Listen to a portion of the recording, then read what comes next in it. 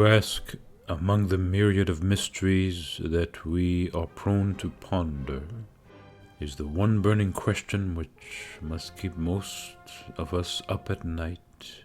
How did we get so terribly far from God?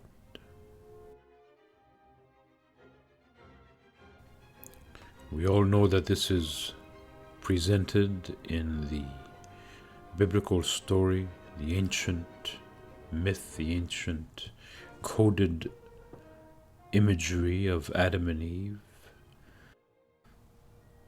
of leaving the Garden of Eden, of having once had direct communion with the source of our being, and through the symbol of the serpent, the apple, the tree of knowledge of good and evil, humanity's condition changed. In this paradigm, we find an expression attempting to respond to this question. If we look at it with contemporary eyes, with an understanding of psychology, what we know for sure is that we are indeed far from God, in the sense that we are lost in our self-interest, in our egos, in placing within the center of ourselves not the holy, but our own self-interests. This is what the Christ calls the abomination that causes desolation, the placing of an idol in the Holy of Holies. And we witness in our life and in life around us the consequence of being cut off from that source of life itself, that sense of identity that is so much vaster, that makes of us people of mercy and compassion. And instead we find the rigidity, the judgmentalism, the cruelty, mean-spiritedness, toxic behavior that is standard in humanity. If we examine our condition, we see that we are not unified in our desires, in our focus. We are fragmentations, multiplicity. We are legion. One thought, one feeling carries us away, and we are not present to that deeper sense of self that transcends the passing circumstance. This is a reflection of our condition of separation from the source. As to the question, how or why, perhaps it is more important to simply observe what is. And in observing that, we can find that perhaps there is a positive side to this situation, even though its consequences can be utterly devastating. And the positive side is that our life then becomes a journey back to unification. That all that comes to us in life beyond mere survival is about unifying ourselves within around this one desire to reunite with God, with the source of our being, with that which brought us into being, so that life becomes this school, this teaching moment, this pathway, which ancient Christianity calls theosis, divinization, God realization.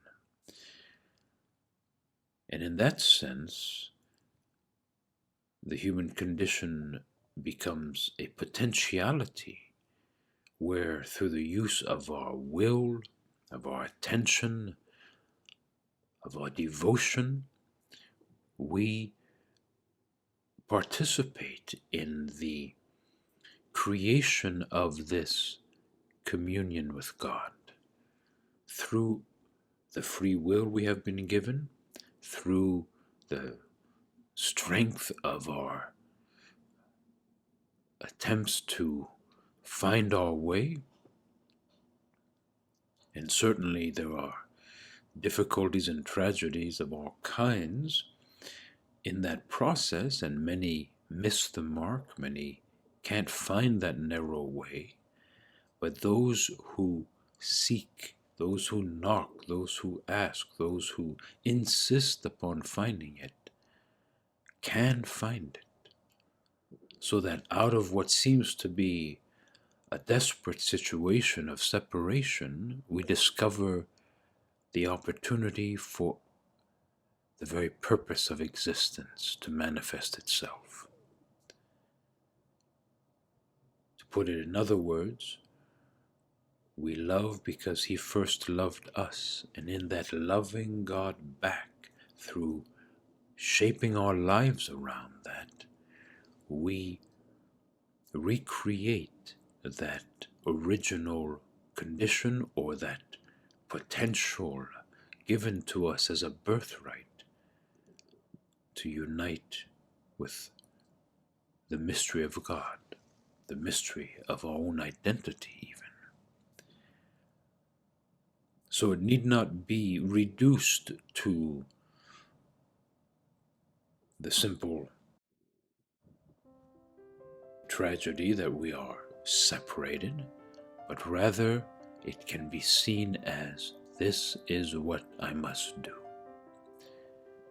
And we are given the tools through our choices, through our deepest heart's yearning,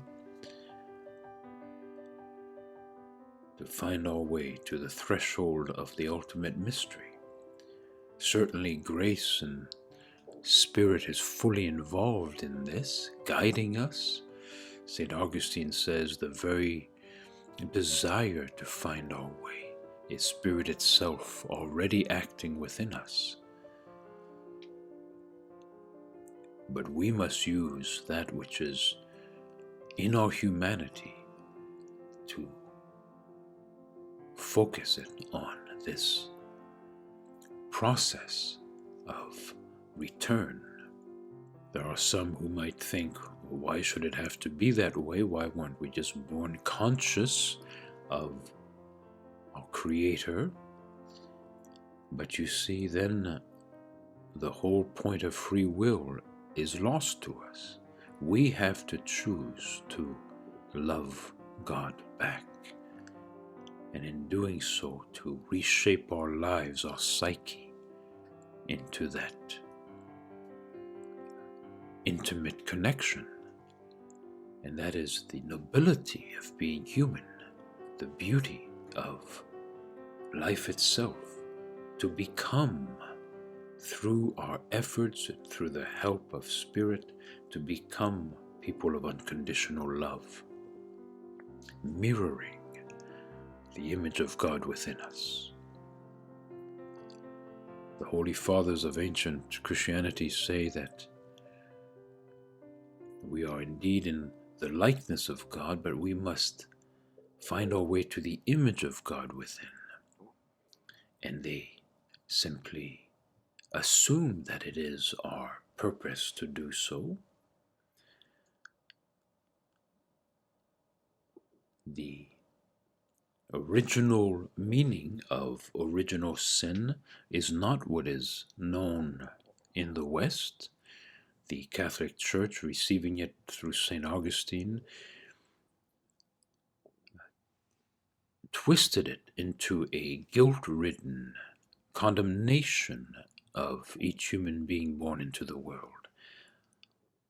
But this was an understanding from the original church for 1,000 years before it was turned into what we know today in the West. And that was the ancestral sin, the condition that comes with us, of which we are not guilty, but must be cognizant of, a very different, though perhaps subtle, perception of the human condition. We are not born evil, as some really twisted theology would have us believe, but rather we are born as potential to discover our true identity, our true source of life, and to live that out through our own willed intentions.